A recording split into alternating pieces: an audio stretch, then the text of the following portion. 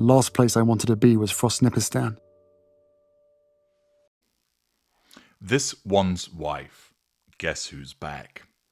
Hello, I'm hgtudor. No, I'm not going to launch into an Eminem song for you, but instead, this is with reference to a lieutenant of This One's Wife who has made a reappearance. Long-term viewers of my work understand that when I talk about the supporters of the narcissist, I speak in terms about members of the coterie and lieutenants.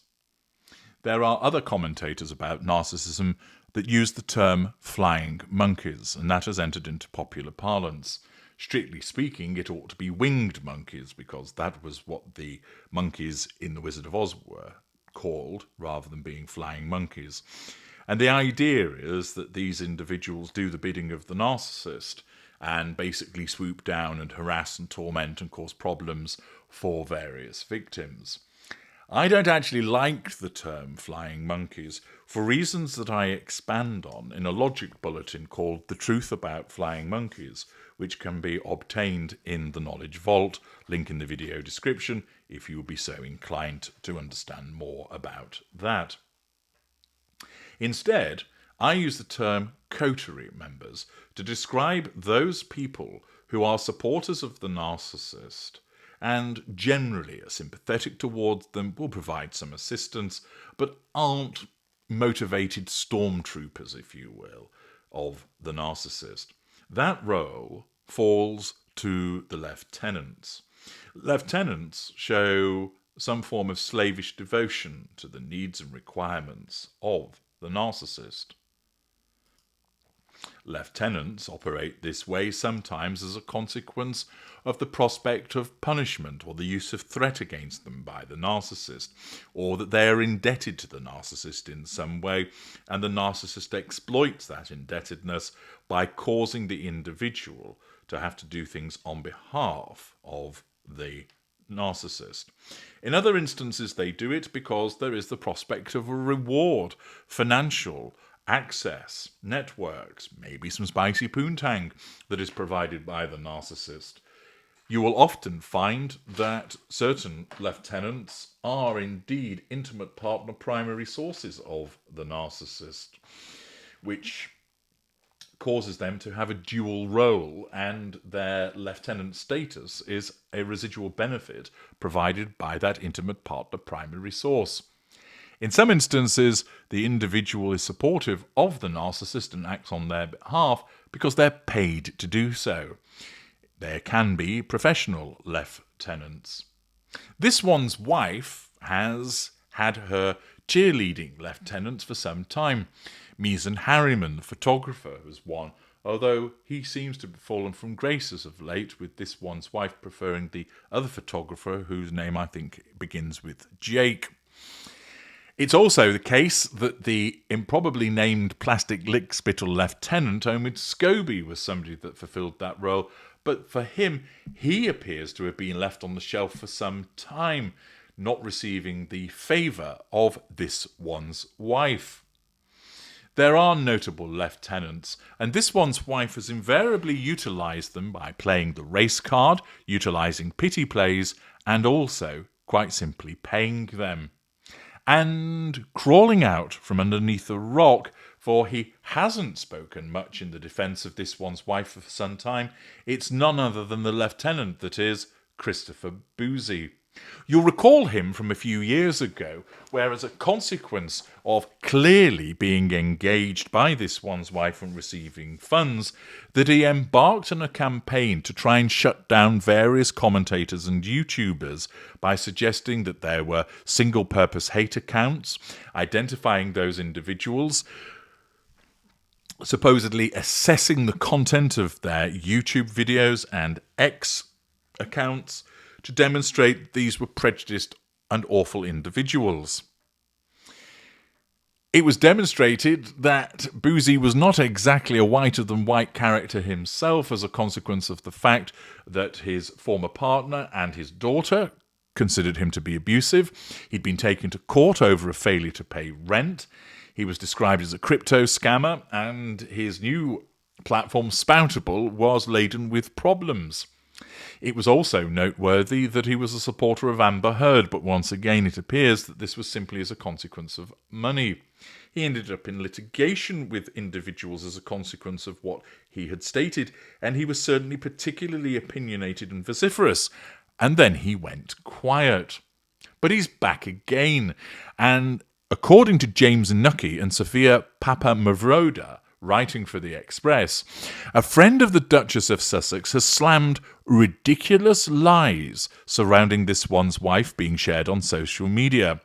Christopher Boozie said this has cascaded into a full-blown harassment campaign against this one's wife and her family. Well, I suppose he would know all about harassment the way that he went after certain individuals on X and YouTube, encouraging them to lose their platforms, smearing them, and engaging in all of the behaviour that he was criticising people for engaging in relation to this one's wife. The typical hypocritical behaviour that we've seen time and time again in relation to this one's wife's supporters. Mr. Boozie and his social media analysis company Bot Sentinel have been investigating online trolling of this one's wife by a group of social media accounts. Mr. Boozie, who featured in the royal couple's Netflix documentary series, said, "We cannot ignore the real-world impact that this kind of sustained conspiracy harassment has. Imagine for a moment what it would feel like to have some of the happiest and most vulnerable moments of your life turned into ammunition for hate." He also addressed trolling and conspiracy theories after the Duchess shared a video of her dancing while heavily pregnant with Princess Lilibet in 2021. The social media analyst told Newsweek, "Every maternity dress and every baby video becomes evidence for strangers obsessively trying to prove your pregnancies were a sham. It is sickening and cruel." Accordingly, Christopher Boozie has popped up once again after remaining silent for such a period of time. Not only has this individual got a number of flaws which cause his judgment to be highly questionable, it's also a valid question to ask, where have you been, Mr. Boozie? It's not like this one's wife has gone away. She has persistently appeared in the media. Why have you only started defending her again? Could it be that either she's paying you again, or might it be that you're looking for some publicity and you've decided, after a foray into politics and commenting about the recent US election, where you were quite vociferous with regard to your anti-Trump stance, that you've decided that you need to get back to defending this one's wife because it suits you personally to do so? Well, valuable viewers, you can express your own views about the motivations of Christopher Boozie. You might think, for instance, that it's linked to him needing to assert control by the utilisation of apparent sympathy and support for this one's wife, that his repeated protestations and provocations online designed to draw fuel, that he's gaining a residual benefit by virtue of perhaps being paid once again by this one's wife. What is clear is that he holds the position of a lieutenant, but his credibility has been significantly dented on two fronts. First of all, his own personal actions in respect of the hypocrisy that is exhibited, and also the allegations that have been made against him in relation to his conduct. Secondly, the fact that we have seen yet more and more evidence that demonstrates the unpleasantness, the nastiness, the hypocrisy, the future faking, the promised gain, the pity plays, and the manipulations of this one's wife. Back in 2021 and 2022, when Bot Sentinel was harassing various YouTubers, more people were prepared to follow the narrative that this one's wife was spouting, namely that she was being racially harassed and prejudiced.